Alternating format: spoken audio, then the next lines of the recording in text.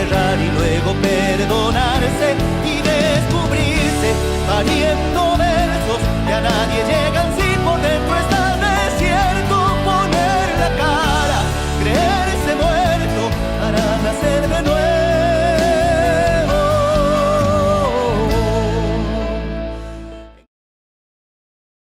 Estamos una vez más en una nueva entrevista de Eso se trata, esta vez en casa de la señora Dolly O'Connor. Muy emocionados por todo lo que tiene para contarnos. Sin dudas, ustedes también se van a sentir tan atrapados como cuando yo leía estas notas que ella escribió en el Facebook para Familias de Malabrigo, como se los comentaba la semana pasada. Buen día, Dolly, ¿cómo estás? Hola, ¿qué tal? Buen día, Rina. Gracias por estar acá y por tenerme en cuenta. Totalmente lo contrario, gracias por haber aceptado, porque sé que esta nota va a dejar un grato recuerdo o va a traer esos recuerdos a la mente de muchas personas que estén mirándolo. Yo pienso que sí, porque lo que yo les voy a contar involucra a mucha gente de Malabrigo, porque como ustedes saben tengo 83 años y como dijo Tita Merelo, has recorrido un largo camino, muchacha, ¿viste? Así que tengo mucho para contar, pero yo en esta oportunidad quería contar algo de mi familia. No sé si a la gente le interesará o no, pero yo quiero dejar un mensaje para que el día de mañana la gente recuerde dónde vivieron, dónde estuvieron y cuál fue la casa de los O'Connor. Perfecto, adelante, y estoy seguro que a la gente le va a interesar. Bueno, espero que sí. Total, si no les gusta, cambian de canal. ¡No! Cambian de canal. Te aseguro que eso no va a pasar. Bueno, adelante, Dolly. Bueno, yo les quería contar que esa casa que está en calle Sarmiento, esquina, calle Córdoba, que sigue hasta Güemes, que es media manzana, ¿no es cierto?, porque va desde la casa donde está Brac, pero eso sí, ya comprendía, hasta la esquina. De la esquina va hasta la otra esquina y de la otra esquina hasta donde está el agua potable.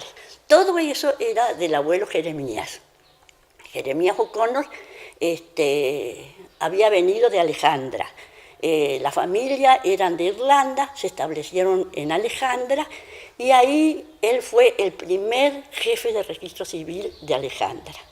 Ahí conoció a la abuela, Lidia Morgan, que era galesa. Se casaron y se vinieron a vivir a Malabrigo. Hicieron esa casa que yo pienso que es centenario, porque el hermano de él, Juan O'Connor, es el que hizo la casa donde vive ahora Reinaldo Bellic, que arriba en la pared dice 1910. Así que yo pienso que la casa del abuelo es más o menos de esa edad, ¿no es cierto? Es casi una casa centenaria. Bueno, ahí vivía el abuelo Jerry, que le decíamos porque Jeremías es el nombre, casado con la abuela Lidia y sus 9 hijos.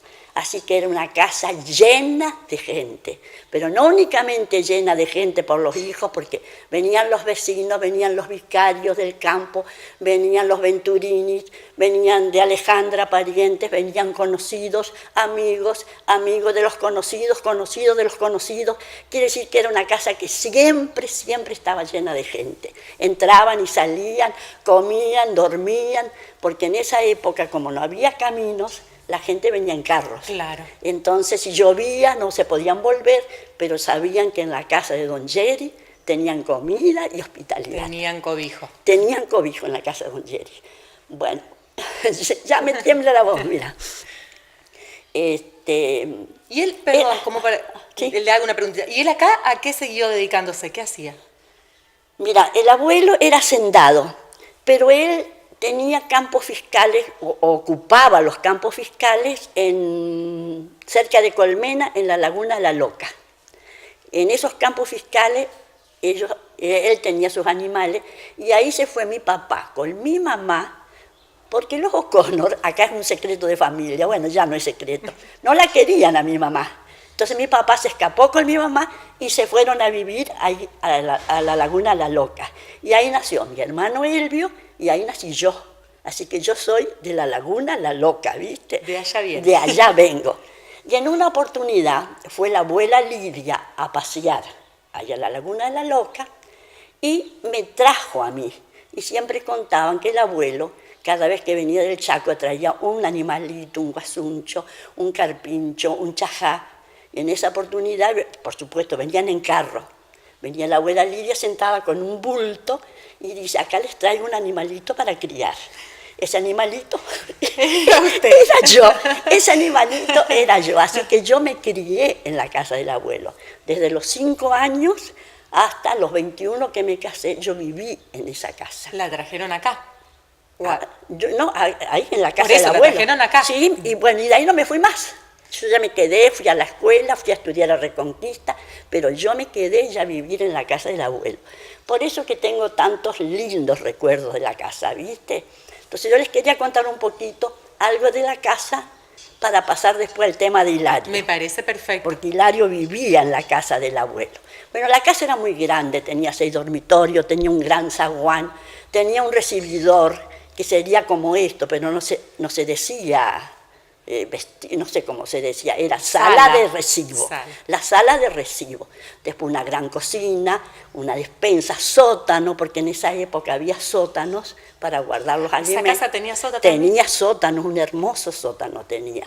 Un gran patio con esas plantas enormes de jazmines que perfumaban todo. Y después tenía, por supuesto, un gran comedor, una galería con los vidrios estos ingleses, que era tan lindo. Pero lo principal de la casa era una sala. La sala era como un lugar de recibo para la gente importante, ¿viste? Bueno, y la sala, la verdad que era hermosa, por lo menos en mi recuerdo, es algo que era muy, muy lindo. Tenía un gran juego de sillones, tenía una gran biblioteca con la colección del Tesoro de la Juventud, que en esa época era algo que no todos lo tenían, ¿viste? Un gran escritorio con esas tapas que se bajan, así como se ven en las películas, sí. Unos cuadros todos con borde dorado, y la foto sobre una tela satinada, y en esa foto estaba la abuela Morgan y el abuelo Morgan, que serían los padres de la abuelita Lidia.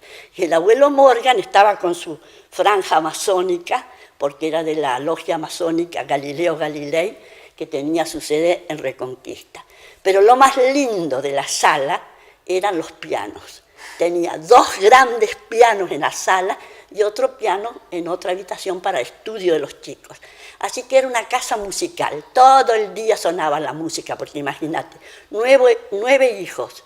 Las mujeres todas tocaban el piano, los varones tocaban el violín, tocaban el clarinete, venían los amigos, todos porque en esa época no tenían televisión ni nada de lo que tenemos ahora, así que la música venía de los que sabían tocar música. Así que todo el día había música en la casa. Qué lindo. Y aparte, los chicos, que en el otro piano, martirizaban ese piano tratando de aprender algo, ¿viste?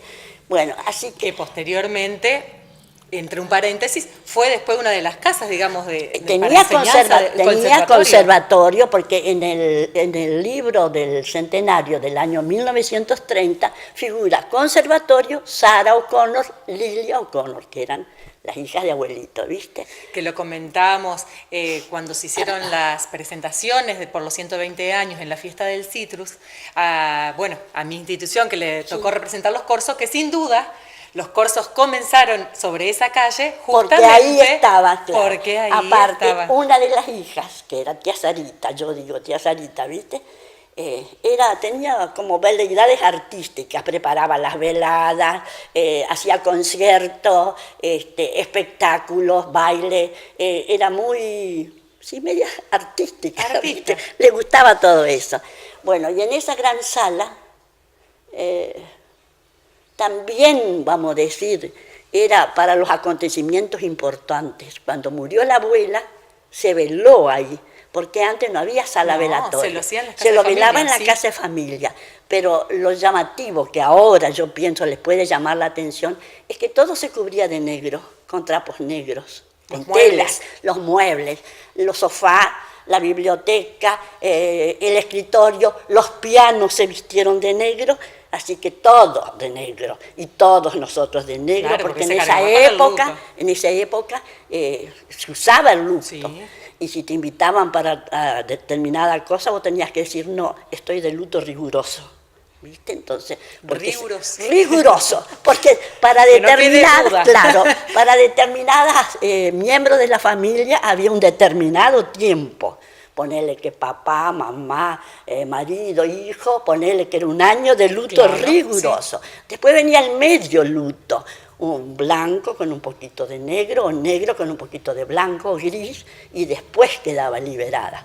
Pero las personas mayores nunca se sacaban el luto porque no terminaban con un luto que se moría otro pariente, volvían a ponerse el luto, así que por eso en las fotos vemos todas de negro, todas como unas matronas, todas vestidas de negro porque las pobres siempre estaban de luto. En cambio ahora no se usa el luto y bueno.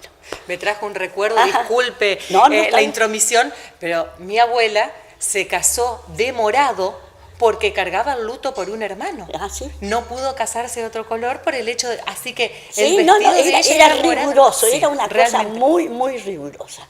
Y Bueno. después fue en otra oportunidad, primero cuando murió la abuela Lidia, después cuando murió mi papá, que murió ahí, que mi papá tenía 45 años cuando murió, y después cuando murió el abuelo Jerry.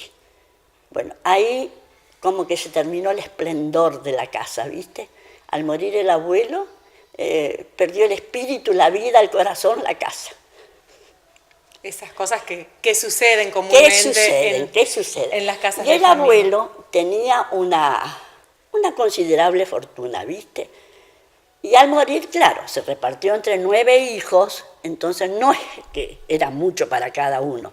Unos conservaron, otros aumentaron y otros no la dilapidaron, pero no la supieran conservar. Y la casa esa le tocó a la tía Sarita, la que era profesora de piano, porque era la que había quedado viviendo ahí. Y la tía Sarita, murió el abuelo, vendió la casa, cargó las cosas que había en la casa y se fue a vivir a Mar del Plata, compró un chalet cerca del mar y se fue a Mar del Plata. Y se terminó la historia de la casa. Se terminó la historia de la casa. O quedó en la historia. O quedó en la historia. Cuéntenos de estos personajes, como decíamos, que anticipábamos en el programa anterior, que usted conoció y que escribió esas lindas historias, como por ejemplo la de Hilario, la de Basilio, que vivió ahí en esa casa. Sí, porque en esa época había unos cuantos indios, Hilario, Ponciano, Morales, que vivían en el galpón de los Nardín, pero en la casa del abuelo vivía Hilario.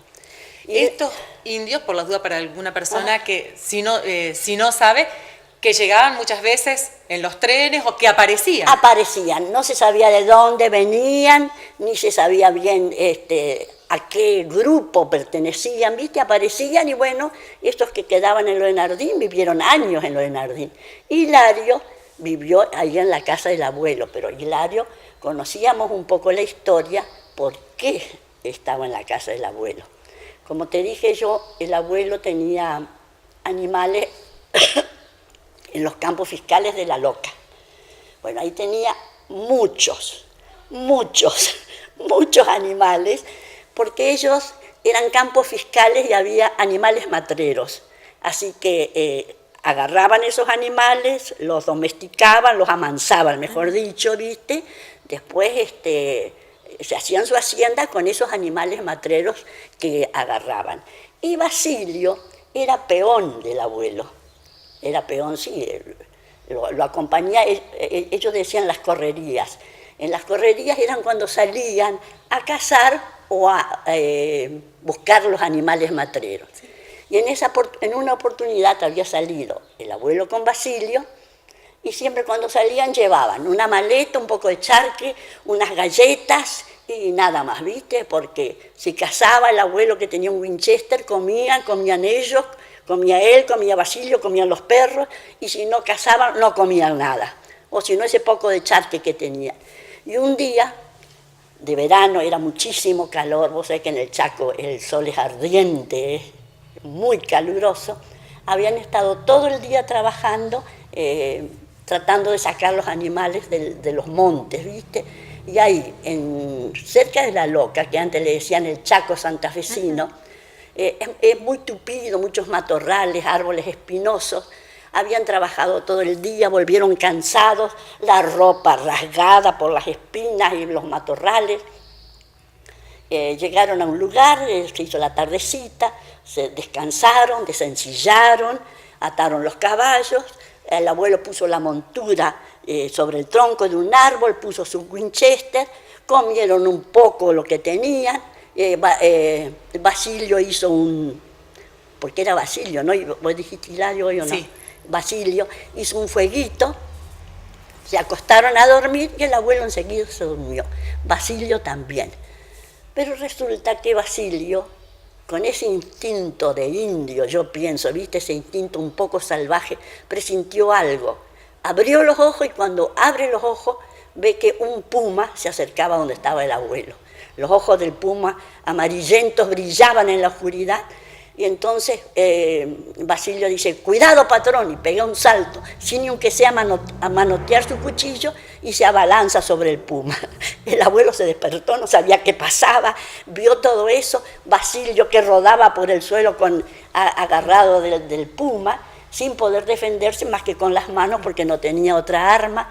El puma que le tiraba zarpazos y cada zarpazo le hacía heridas y sangre. Brillaba el cuerpo de Basilio con la sangre y el sudor y la fuerza que tenía que hacer para defenderse. El abuelo cargó el Winchester y esperó el momento oportuno. Y cuando ya Basilio, el pobre, no podía más, ya tira y lo mata al puma. Pero a consecuencia de esa pelea, Basilio quedó con una herida que le venía de la frente, le atravesaba así y le llegaba hasta acá, y perdió un ojo. Ese ojo de Basilio era blancuzco, turbio, claro. Desagradable, ¿viste? Así que Basilio era desagradable para ver. Pero a raíz de eso el abuelo fue incondicional de Basilio. A todas partes iba con Basilio, Basilio era su amigo, su compañero.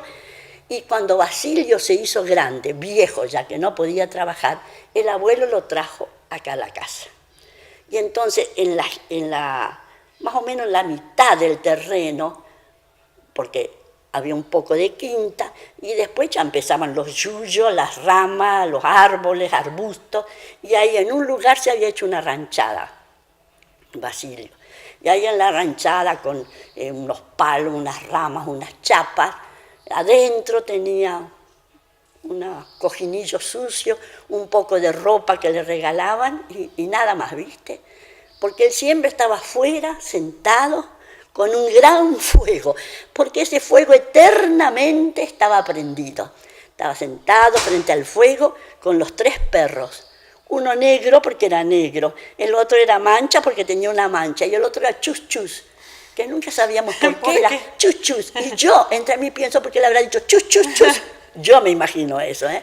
Bueno, así que estaba todo el día Basilio ahí sentado frente al fuego, tenía unos tarros negros de tanto hollín, ¿viste? Y ahí eternamente también hervían unos huesos que yo pienso que le daría al perro, no sé, mira lo que... Pero él siempre estaba sentado así con la mirada perdida en el fuego y esas ollas, esos tarros que hervían ahí. Cuando venía el abuelo, porque el abuelo iba a la Loca unos meses y después volvía. Cuando volvía el abuelo, iba y se sentaba con Basilio sobre unos cojinillos, conversaban un rato y después los dos miraban a lo lejos, así, ¿viste?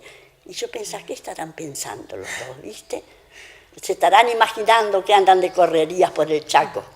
Con el único que hablaba era con el abuelo, porque era hosco, huraño, reservado, no se comunicaba, ¿viste? Él estaba ahí nomás, en el fondo del... Respetado. Respetado, sí. Ahora, los chicos, cuando yo digo los chicos eran mis primos, Luis María, Charles y mi hermano Elvio. Ellos más o menos se acercaban a Basilio y conversaban. Y un día se van a verlo a Basilio, lo encuentran sentado frente al fuego y estaba muerto. Y los 3 perros ahí rodeándolo.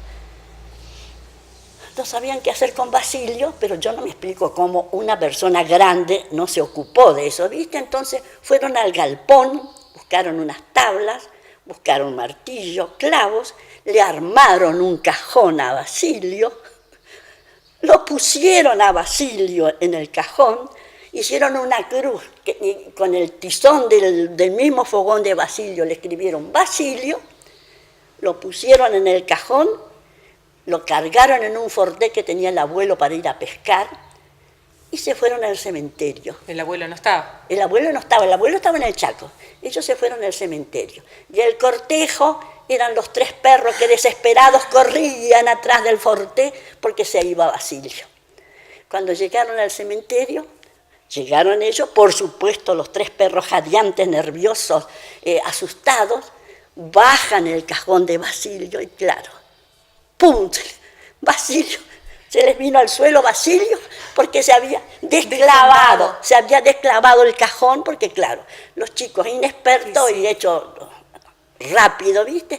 Así que cae Basilio, rueda por el suelo, los perros desesperados corrían alrededor de Basilio, lo humeaban, y los chicos no sabían qué hacer. Entonces pensaron, dieron vuelta al cajón, lo pusieron a Basilio y con el fondo lo pusieron de Claro. tapa y se fueron a enterrarlo a Basilio. En esa época, en la parte sería sur, había como un descampado en el cementerio donde se enterraba a los pobres, a los indigentes, los que no tenían familia. Bueno, ahí se fueron los chicos con las palas, hicieron un pozo, los perros mientras tanto rodeaban, ladraban, corrían alrededor de Basilio, lo entierran a Basilio, lo tapan, le ponen su cruz y agarran sus palas y dicen, bueno, vamos, vamos, negro, mancha, chuchus, vamos. Y se van para el forté. Cuando llegan al forté se sientan, miran así, los perros no estaban echados encima de la tumba de Basilio. Entonces dijeron, va, déjalo nomás, total ya va a venir. Nunca más aparecieron, nunca más volvieron. Y por ahí, eso digo yo, había gente que decía que se escuchaban a la noche llorar los perros en el cementerio. Y yo decía, son los perros de Basilio. Pero eso es cosa mía, pero no volvieron nunca los perros. Qué bárbaro, esa fidelidad A de esa los animales. fidelidad, ese como algo que les llevaba a quedarse ahí con su patrón, con su dueño, ¿viste? Cuando vuelve el abuelo del Chaco, se entera que murió Basilio, con gran dolor quiso ir al cementerio porque no entendía cómo lo habían enterrado así a Basilio, ¿viste? Entonces los chicos no estaban porque estaban estudiando ya en Rosario. Yo lo acompañé al cementerio. Bueno, nos fuimos al cementerio, fuimos hasta el lugar donde estaban enterrados los pobres y los indigentes. Miramos así, miramos, nada. No había promontorio, no había tierra, no había cruz que dijera Basilio. Y el abuelo me dice, ¿dónde está Basilio? Y no sabía yo dónde estaba Basilio, ¿viste? A mí se me ocurrió, allá lejos había un pedacito de tierra verdecita y unas poquitas flores, y yo entre mí pensé, allá debe estar Basilio. Pero, por supuesto, el abuelo con gran dolor, porque él hubiera querido darle una sepultura digna a Basilio. Así que salimos del cementerio agarrados de la mano, a él se le caían las lágrimas, yo muda, porque no sabía qué decirle, ¿viste? Porque Y en aquel momento eras niña todavía. aparte, yo era chica, habría tenido 8 o 9 años, no me acuerdo qué edad tenía, ¿viste? Así que salimos del cementerio, él con gran dolor, porque hubiera querido darle una digna sepultura a ese compañero de tantas correrías. Me imagino. Y después de unos años, en el 1955, murió el abuelo. Y yo cada vez que pienso en el abuelo digo, el abuelo estará feliz en el cielo, en las nubes, en correrías con Basilio, recolutando estrellas como recolutaba animales matreros en el Chaco. Sin duda. Sin duda, Sin sí, la duda. verdad que es un lindo recuerdo y lo lindo es que lo viví, ¿viste? Porque a veces a vos te lo cuentan, pero no, eso yo lo cuento y si me emociono es porque lo viví. Y a pesar de que me infundaba tanto temor, porque yo le tenía terror a ese ojo, me impresionaba, ¿viste? Claro. Pero el abuelo lo quería tanto a Basilio, que es un buen recuerdo que yo tengo, lo mismo que de la casa, y de todo lo que se vivió ahí. Qué hermosa historia y qué bueno que puedas contarlo, Dolly, y que lo hayas podido hasta escribir para compartirlo con, yo lo escribí, con sí, muchas personas. Sí, lo escribía, lo de Basilio, y lo notable es que apareció una foto de Basilio a raíz de eso. Apareció una foto de Basilio. Apareció una foto, claro, es una foto muy difusa, no se ve bien, ¿viste? Pero es Basilio. Es Basilio. Es Basilio, sí, ¿viste? Sí. Y apareció a raíz de eso de mi cuento, sí. De tu cuento, Ajá. pero también por el hecho de que yo, pidiendo otras fotos para otros programas, me alcanzan también esta foto. Claro. Me la alcanzan porque dice, escuché de algo, dice, o estuve viendo en Familia de Malabrigo, ¿te interesa? Claro. Entonces, bueno, claro. Todo es una cadena. Todo es una cadena. Y qué bueno, y qué bueno. Esa es la intención también de este espacio, digamos. Ajá. El rescate de la historia, bueno, de estos personajes, de lo que fue nuestro Malabrigo y de las personas que la habitaron. Sí, la verdad que había unos cuantos personajes. Yo, por ejemplo, me acuerdo de Morales. Morales nada que ver con Basilio. Morales era alto, elegante, alegre, simpático, divertido. Todo el mundo lo quería, Morales, porque era lleno de cuentos y de historia. Para mí que la mayoría de las historias eran inventadas, ¿viste? Pero a la gente las hacía creíbles. Las hacía creíbles. Morales, vení, contanos un cuento. Y iba Morales, todo el mundo lo quería. Era social Morales, ¿viste?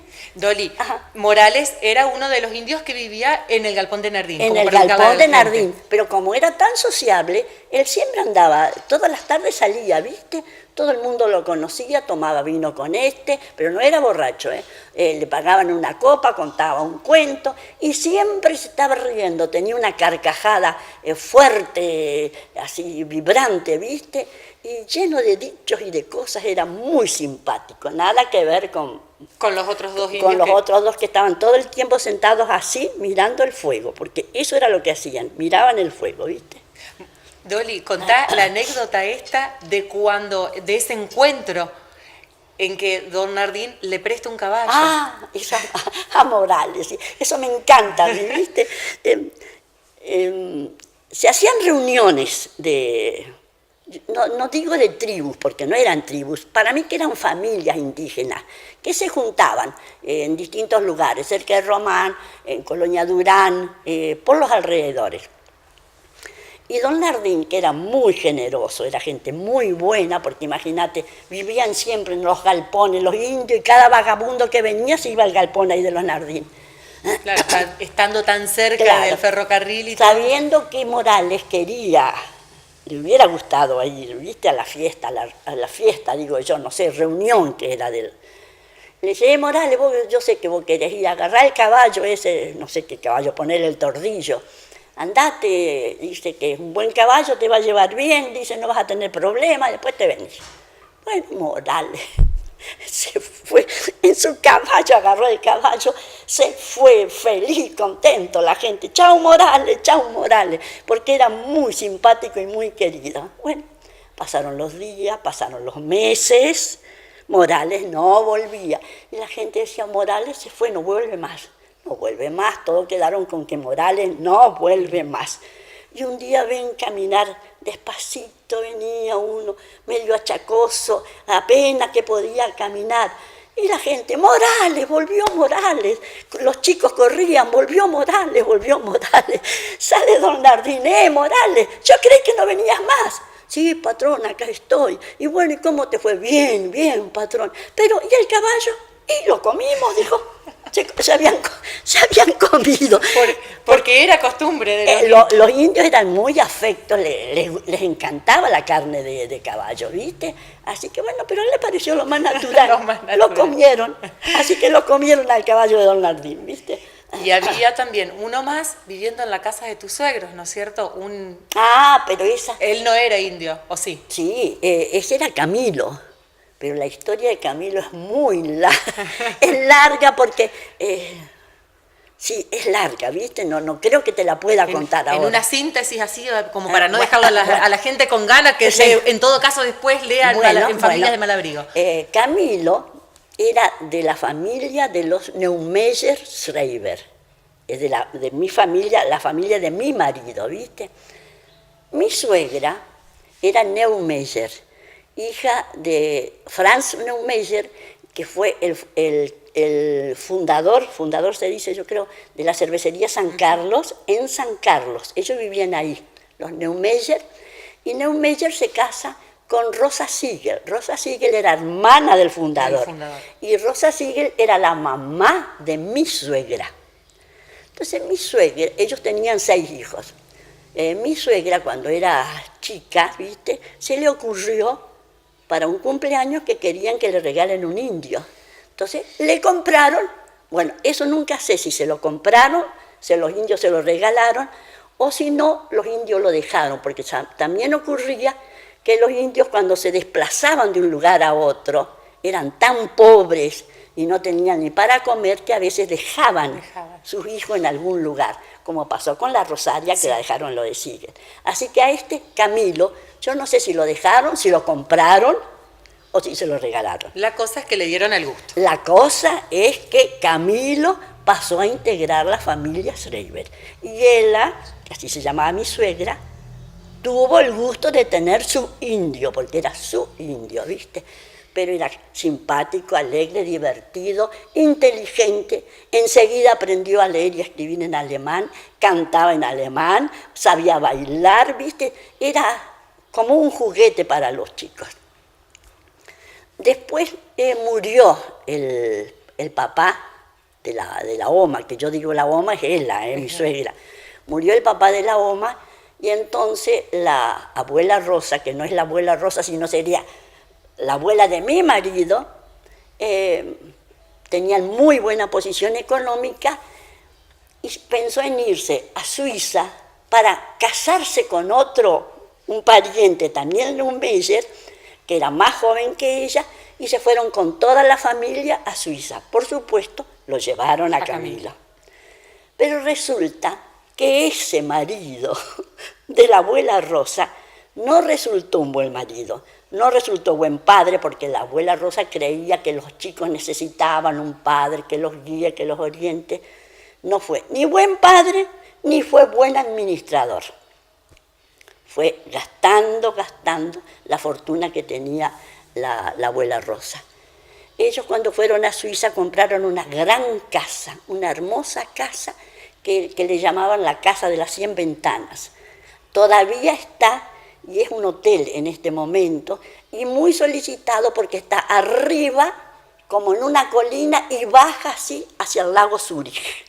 Así que es un lugar ideal. Bueno, esa casa era fabulosa. Tenía 100 ventanas, yo no sé si las habrán contado, pero así la llamaban, la Casa de las 100 Ventanas. La admiración ahí en Suiza, en Zúrich, donde ellos estaban, era Camilo, porque la gente decía, ay, mira, un indio sudamericano. Era la atracción, ¿viste? Dice que los fines de semana salían a pasear en carruaje por los bulevares, y la atracción no eran las chicas, que eran todas bonitas y bien vestidas, sino Camilo. Camilo, que iba en el pescante, le habían hecho un uniforme negro con botones dorados, galera, guantes y zapatos charolados. Así que iba Camilo destacándose, y todos, ay, mira el indio de los Neumeyer, mira el indio sudamericano.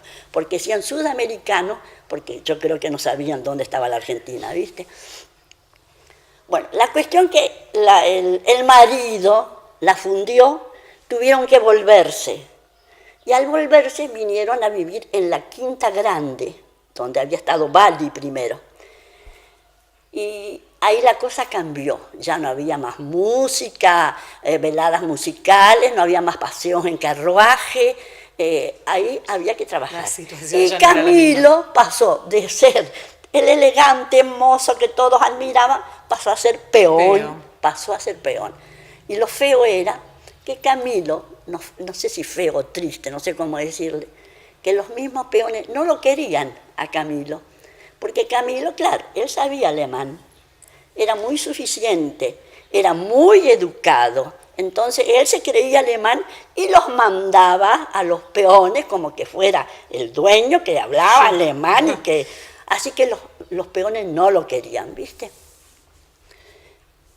La vida de Camilo cambió completamente. la Oma, que sería ella, se casó después, y claro, no fue la misma relación, Claro. ya era otra O sea, cosa Camilo, ¿viste?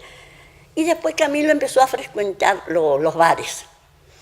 Empezó a salir un día, 2 días, después iba todos los días, y en donde iba, Camilo, cantanos en alemán, te damos una copa, Camilo. Camilo cantaba una copa, otra copa, otra canción, y bueno, la cuestión que Camilo empezó a hacerse... A caer en el alcohol. A caer en el alcohol. Se hizo un borracho empedernido, ¿viste? Salía todas las noches y cuando volvía, dice que volvía de lejos, se escuchaban los alaridos de Camilo mezclados con cantos en alemán, así que el pobre no era ni alemán ni indio, ¿viste? El pobre estaba en una disyuntiva ahí. Cada vez fue peor hasta que un día no volvió a dormir en el galpón donde dormía con los otros peones. Los Neumeyer salieron a buscarlo, preguntaron en una fonda, en otra fonda, en todas había estado, en todas había tomado, en todas había cantado, contado cuentos en alemán, entre castellano, alemán, pero nadie sabía ¿Dónde estaba? ¿Qué había pasado? Entonces, cuando vuelven los Neumeyer, encuentran hacia un costado del camino un cuerpo, era Camilo, que se había caído en la cuneta. Ahora, no saben si se cayó, si lo golpearon, si borracho se tropezó, ¿viste? Sí. La verdad que no se supo nunca qué pasó con Camilo. Ese final triste. Un final triste. En cambio de Morales no te conté. Morales es el que estaba en lo de Nardín. Se hizo después más viejo y le agarró como bronquitis, me parece, como pulmonía. Entonces los Nardín, que eran muy generosos y muy buenos, lo llevaron al hospital. A Morales no hubo forma de hacerlo acostar en la cama. Quería en el suelo. Con la pulmonía quería estar en el suelo. Entonces el doctor dice que le dijo, mire, llévenlo nomás. Sí. Acá no podemos hacer nada, llévenlo porque ya estaba mal también, ¿viste? ¿Era hacerlo sufrir más? Era hacerlo sufrir, llévenlo y que muera allá donde él vivió siempre. Pero doña Dora, que era la señora, que era muy buena y generosa, le parecía feo que ponerlo en el suelo, así que le puso, yo pienso habrá sido un catre, bueno, y ahí murió Morales. Pero lo notable es que le hicieron un velorio. En su galpón. En su galpón, no como el pobre Basilio que se fue sin nada, ¿viste? Limpiaron el galpón, acomodaron las cosas, barrieron todo y lo velaron a Morales. Y dice que fue mucha gente al velorio de Morales. Y al otro día, la comuna, que en esa época era comuna, se encargó del entierro de Morales, lo llevaron al cementerio, lo enterraron y me dijeron, yo no lo he visto, que le pusieron como una plaquita, habrá sido una madera, que decía Morales, el último cacique. Así que Morales tuvo un entierro digno, te voy a decir. Qué buen recuerdo. Y qué lindo ir cerrando también esta nota, Dolly, de esta manera, ¿no? Con esto que nos han dejado estos personajes. Sí. Creo que, como quien dice, queda mucha tinta en el tintero. Sí. Así que, si aceptás y si te sentiste a gusto, ¿quién dice que dentro de unos meses no te visitemos y volvamos a hacer una nota de otra cosa? Claro.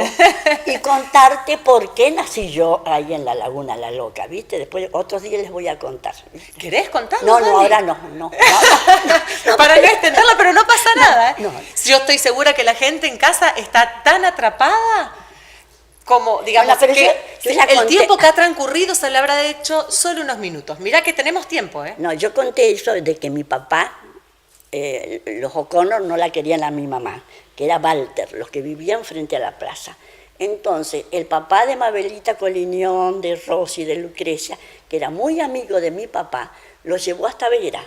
Tomaron el tren y se fueron hasta Colmena. Bajaron en Colmena y se fueron a La Loca, donde estaba mi abuelo. Y ahí estuvieron 4 años sin volver a Malabrigo, ¿viste? Porque los O'Connor no le perdonaban que se hubiera casado con la Kika Walter. Entonces nació mi hermano, el mayor, nací yo, 2 años de diferencia, y nació mi hermana. Cuando nació mi hermana, ahí se ve que los perdonaron, y entonces pudieron venir, y ahí nos bautizaron a todos, se casaron y nos anotaron en la... Bueno, Y vos lo hubiera- decías, un secreto de familia, pero pasaba mucho Sí, esto, Dolly, sí, por antes. supuesto, sí. Pasaba mucho, Ajá. era común en muchas Era común, familias. sí, sí, porque antes había esa como distinción de clases, ¿viste? Las familias eran entre las familias se casaban, ¿viste? No que buscaban de distinta clase social, no como ahora, todos somos iguales, nos juntamos, nos separamos, nos arreglamos, ¿viste? Las cosas cambiaron, para mejor, por supuesto. Dolly, un mensaje, algo como para dejarle a la gente que te está mirando. Y bueno, espero que no los haya aburrido demasiado. Y a mí me gustaría que los chicos jóvenes, porque yo veo que los chicos jóvenes, no los critico porque a mí me pasó lo mismo, no se interesan mucho por la historia de sus antepasados. Yo veo acá, cuando yo empiezo a hablar algo, mis nietos dicen, ya está con la historia del abuelito, ¿viste? Entonces, yo pienso que los chicos son así, no les interesa mucho. Pero le quería decir a los chicos, hablen con los abuelos, que los abuelos tienen mucho para decir, pero que no le vayan a hablar de Cerati, ni del Facebook, ni de esto, que le pregunten a los abuelos, abuela, ¿cómo era cuando vos, en qué andaban? ¿Tenían auto? ¿Venían en carro? ¿Cómo eran los bailes? Y yo siempre le digo a los chicos, ustedes no saben lo lindo. Mirá lo que voy a decir, lo lindo que eran nuestros bailes, cuando se bailaba pegado, bailar pegado, eso es bailar, le digo yo, ¿viste? Y también les cuento que cuando bailábamos, por ejemplo, y te sacaba uno que te gustaba, claro, como bailabas pegado, era lindísimo, pero cuando te sacaba uno que no te gustaba, esta mano iba acá, y esta otra mano acá. Entonces cuando te apretaban, vos le empujabas. Seguíamos bailando. Te volvían a apretar, lo volvías a empujar. Hasta que la tercera vez, cuando ya insistía demasiado, decía, ay no, estoy cansada, me voy a sentar, después bailamos. Por supuesto no aparecía nunca más. Los abuelos tienen mucho para contar, pero hay que darles lugar, ¿viste? Sin duda. Sin duda. Lo digo porque a mí también me pasa, no es que estoy dando lecciones, no, a mí me pasa porque les quiero contar algo y calla, abuela, dejate, no. Pasa que por ahí estamos en diferentes etapas. Así, lógico. Y después, a veces suele ser demasiado tarde para... Claro, yo, por ejemplo, ahora me arrepiento, digo, ¿cómo no pregunté más? ¿Cómo no sé más? A pesar de que sé mucho, porque como vivía en la casa del abuelo y había 9 tíos, ¿viste? Todos que sabían, todos que hablaban, todos que conversaban, todos que se contaban cosas. Después, con la OMA, que vivía acá, la OMA también era mucho de contar sus cosas de Europa, de la guerra. Entonces, sé bastante, pero hubiera podido saber más, ¿viste? Dolly, gracias. Bueno. Gracias por esta hermosa entrevista. Bueno, gracias a vos. Espero que no los haya aburrido, espero que no los haya aburrido. Te aseguro que eso no va a pasar. Bueno. Y de esta manera nos despedimos en el día de hoy.